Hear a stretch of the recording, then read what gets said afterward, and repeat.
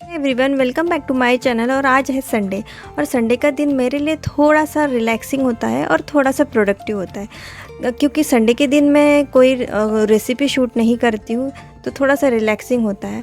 But बाकी के काम रहते हैं। तो सबसे पहले मेरा काम ये रहता है कि फ्रिज का थोड़ा सा साफ़ करे और थोड़ा सा ऑर्गेनाइज़ कर ले।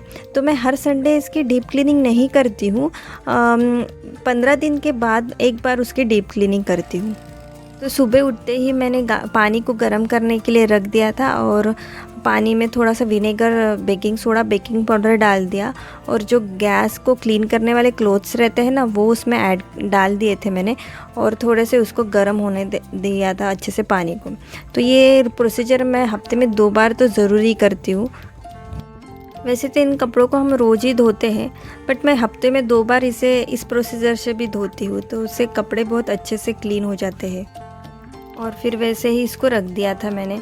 और ये जो कढ़ाई है ना, ये नॉन स्टिक की कढ़ाई थी, वो ख़राब हो गई थी, तो इसलिए मैंने इसी काम के लिए उसको रख दिया है।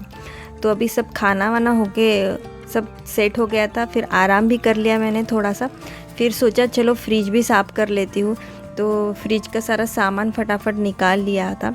अब छोटा बेटा है मेरा, वो भी सोया है, तो इसीलिए बोला कि चलो पहले फ्रिज साफ़ कर लेते। तो ये जो फ्रिज के जो ग्लास के है ना, वो निकलते नहीं, इसलिए फ्रिज को ना थोड़ा सा सामने करना पड़ता है, फिर बाद में मेरा फ्रिज का जो ग्लास है वो निकलते हैं। तो यहाँ पे सारे जो ग्लास के जो रहते हैं शीट्स, वो निकाल लिए थे मैंने। आज संडे भी है, तो सब्जियां भी नई वाली आने वाली है, तो इसीलिए मैं सब्जियां लाने से पहले मैं इसको अच्छे से साफ़ कर लेती हूँ। तो यहाँ पे देखिए ग्लास के जो शीट्स है वो अच्छे से मैंने इसको वॉश कर लिया है। तो सबसे पहले यही मैं कर लेती हूँ और फिर सुखाने के लिए रख देती हूँ, तब फ्रिज साफ़ करने लग जाती हूँ। तो फिर क्या होता है ना कि फ्रिज भी साफ़ हो जाता है और ये जो ग्लास वाले शीट्स है वो भी सूख जाते हैं। तो पहले यही काम कर लेती हूँ। तो देखिए ये सारी चीज़ें निकाल ली है मैंने। अब जो सब्जी वाला बॉक्स रहता है ना, वो बड़ा, तो ये हमारे बेसिन में फिट नहीं आता है, तो मैं इसको बाथरूम में धो लेती हूँ। तो चलिए धोते हैं। फ्रिज को ना 15 दिन के बाद हमको एक बार तो भी क्लीन करना ही चाहिए और डीप क्लीन करना ही चाहिए, क्योंकि फ्रिज में ही हमारे जो वेजिटेबल्स और हमारे जो बचे हुए सब्जियां वगैरह रहती है, स्टोर रहती है, और वहाँ पे ज़्यादा फंगस और बैक्टीरिया रहने के चांसेस रहते हैं। तो इसीलिए ना आपको हो सके ना तो आप फ्रिज को महीने में एक बार तो भी डीप क्लीन कीजिए और 15 दिन के 15 दिन थोड़ा सा जैसे हल्के हाथों से पोंछ लीजिए। तो यहाँ पे देखिए सब निकाल लिया है।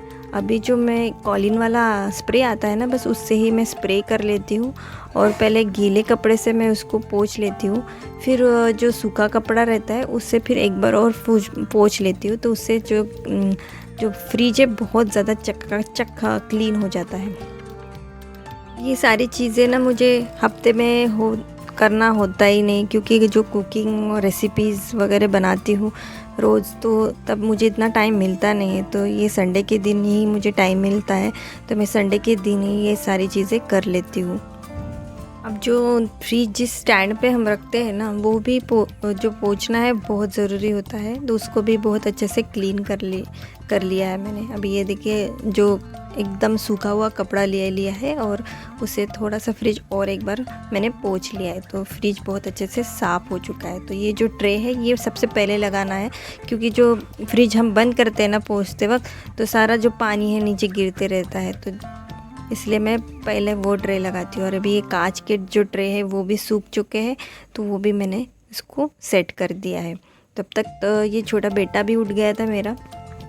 बच्चों के साथ ये सारी काम करना बहुत डिफ़िकल्ट हो जाता है, तो ये जब भी सोता है तब मैं फटाफट कर लेती हूँ। ये जल्दी से ही उठ जाता है, तो फिर मेरे काम एकदम स्लो हो जाते हैं और फिर इसका चालू हो जाता है सब कुछ। तो ये देखिए सारी चीज़ें यहाँ पे ऑर्गेनाइज़ कर ली है मैंने। और ये जो बॉक्सेस मैंने लिए हैं ना, बहुत ही अच्छे हैं। इसमें सारी चीज़ें ना बहुत अच्छे से ऑर्गेनाइज्ड हो जाती है और मेस नहीं दिखता है फ्रिज में। सारी चीज़ें एक ही कंटेनर में हम रख सकते हैं, जैसे कि सॉस हो गया, ये हो गया। और ऐसे ट्रांसपेरेंट बॉक्सेस भी मैं बहुत ज़्यादा प्रेफर करती हूँ। ये जो गाजर है इसको मैं पानी में रखती हूँ, तो 8 दिन तक वो ऐसे फ्रेश रहते हैं। गाजर हुआ और जो बीट रूट है उसको भी मैं ऐसे पानी में रखती हूँ तो बहुत अच्छे से फ्रेश रहता है। अभी जो सब्जियाँ मुझे पहले करनी रहती है तो वो मैं ऊपर रखती हूँ और जो सब्जियाँ बाद में करनी रहती है वो नीचे रखती हूँ। उससे क्या होता है ना, सब्जियाँ भी ख़त्म हो जाती है और ख़राब भी नहीं होती है और फेंकने में भी नहीं जाती है। तो ये जो टमाटर का बॉक्स है वो मैंने डीमार्ट से लिया है, तो बहुत ही अच्छा है, मुझे बहुत ज़्यादा पसंद आया था। और इसमें ना 1 किलो के करीब जो टमाटर है वो आ जाते हैं। तो टमाटर के बाजू में मैं बीट रूट और गाजर रख देती हूँ। तो उसमें क्या होता है ना कि जब हम सलाद वगैरह करते हैं ना तो हमको आसानी से सारी चीज़ें अच्छे से मिल जाती हैं। अब जो ये फ्लावर है उसको भी मैं थोड़ा सा कट करके रख देती हूँ।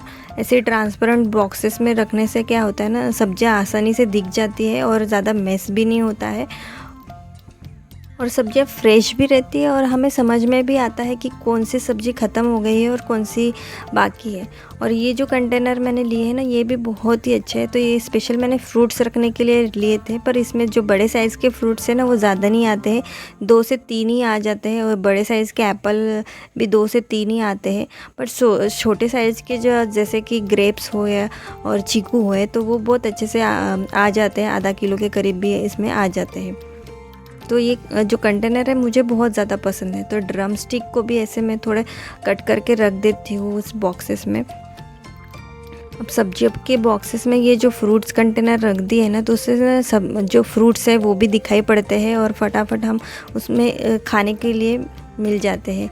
अगर ऐसे ही रख देंगे ना तो कोई भी सामान दिखता नहीं है और बहुत टाइम जाता है उसको ढूंढने में, इसलिए मैं ऐसे ही रखती हूँ। तो कभी कभी मैं इसको भी काम बता देती हूँ, जैसे तो ये भी आ गया था और मैं इसको भी थोड़े से ऐसे काम बता देती हूँ, जैसे उसका माइंड जो है थोड़ा बिज़ी रह जाता है। और मुझे ऐसा लगता है कि बच्चों को ना बचपन से ही थोड़ा से काम सिखाने चाहिए, जैसे कि बेटी हो या बेटा हो सबको ही घर के काम आने चाहिए। ऐसे नहीं कि बेटी है इसीलिए सब सारे काम उसको सिखाना है, नहीं, मुझे ऐसा लगता है कि बेटों को भी और बेटियों को भी सेम सिखाना चाहिए ताकि जो है ना वो बड़े होके एक दूसरे पे डिपेंड ना रहे। तो देखिए सारी सब्जियां बहुत अच्छे से ऑर्गेनाइज्ड हो गई है, तो मैं यहाँ पे फ्रिज में रख दे रही हूँ अभी। और जो मेरा फ्रिज का काम है वो भी एकदम खटाफट ख़त्म हो गया है। फ्रेश कोकोनट था ना वो बचा था, तो यहाँ पे मैंने कांच के जार में उसको कट करके ऐसे रख दिया और फ्रीजर में इसको रख देना। तो आप जब भी आपको कुछ बनाना हो ना तो आप निकाल के उसको बना सकते हो। और ये जो तरबूज है इसको भी मैं थोड़ा सा क्लीन रैप कर लेती हूँ और उसको भी फ्रिज में रख देती हूँ। उससे क्या है ना, ये फ्रूट में थोड़ा सा ताज़गी बनी रहती है और वो इतना सॉगी सा नहीं होता है, तो इसीलिए मैं इसको क्लीन रैप ऐसे आधे फ्रूट्स को ऐसे क्लीन रैप करके रख देती हूँ। तो ये देखिए मेरे बेटे ने उसमें एक मंकी भी रख दिया है। तो देखिए ऊपर के सेक्शन में वो सारे जो दूध वगैरह है, जो सब्जियाँ वगैरह बची रहती है वो ऊपर के सेक्शन में रखती हूँ और बीच वाले में सलाद और टमाटर का सेक्शन है और नीचे वाले में सब्जियाँ और फ्रूट्स रहते हैं। तो यहाँ पे देखिए धनिया का भी एक बेहतरीन सा हैक है धनिया को फ्रेश रखने के लिए। इसको ऐसे कट कर लीजिए जो रूट्स है उसके ऊपर से और उसको बंद ही रहने दीजिए और फिर थोड़ा सा उसके अंदर के जो कचरा वगैरह है वो सारा साफ़ कर लीजिए और फिर से वैसे ही आपको बांध के रखना है।